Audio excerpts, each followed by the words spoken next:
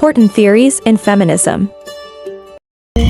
Mary Wollstonecraft (1759–1797) was an English writer, philosopher, and women's advocate.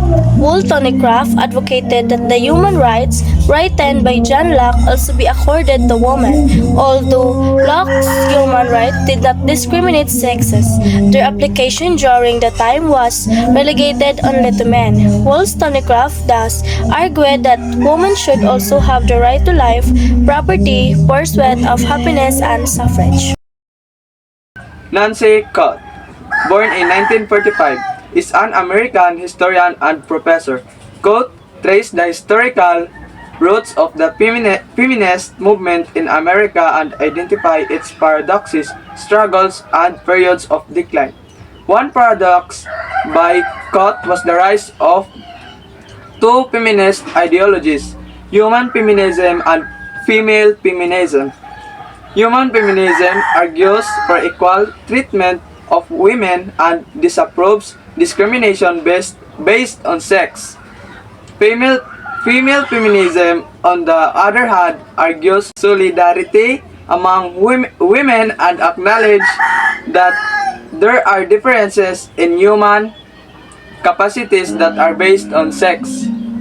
Nancy, Nancy Coate was identified the simultaneous rise of two distinct feminist ideology, human feminism and female feminism. Ang human feminism ay siya mo'y ga-emphasize sa gender equality within the existing social structures. Then she also focused the achieving of the same right and opportunities for women and women as men. Then ang female feminism is siya mo'y ga-focus sa understanding and celebrating the unique experiences and perspective of women. Anne Jean Rich, 1929 to 2012, was an American poet and feminist. She used poetry to bring to light the oppression of women and lesbians in society. Her poems explore depths such as women's roles in society, racism, and war. Her collection of poetry, Diving into the Wreck, garnered wide praise and accolades. In her essay, Compulsory Heterosexuality and Lesbian Existence, Rich defined how heterosexuality becomes an alienating and oppressing concept that only leads to the establishment of male dominance over women.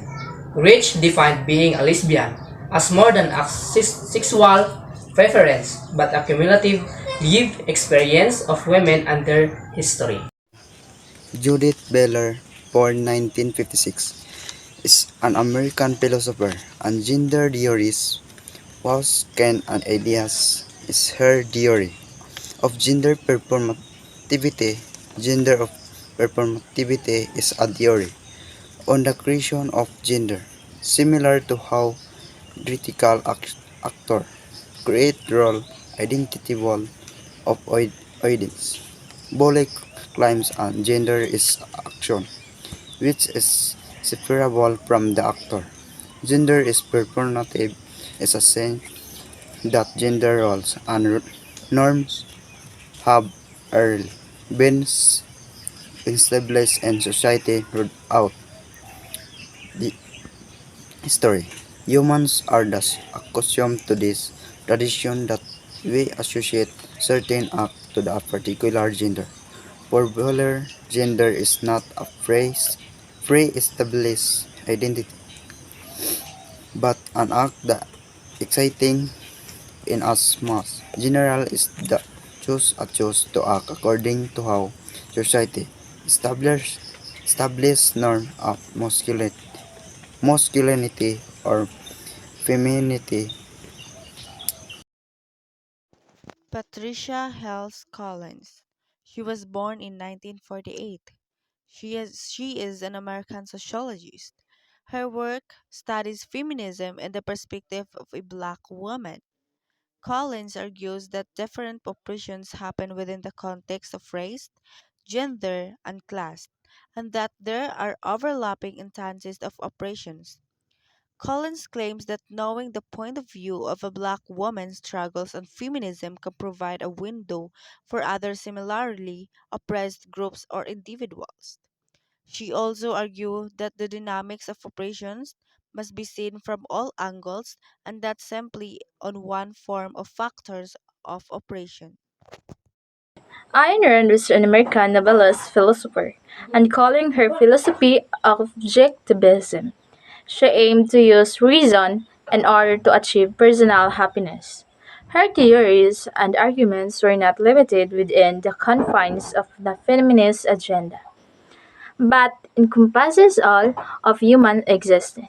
She did not identify differences between gender because she talked about universalities such as human rights.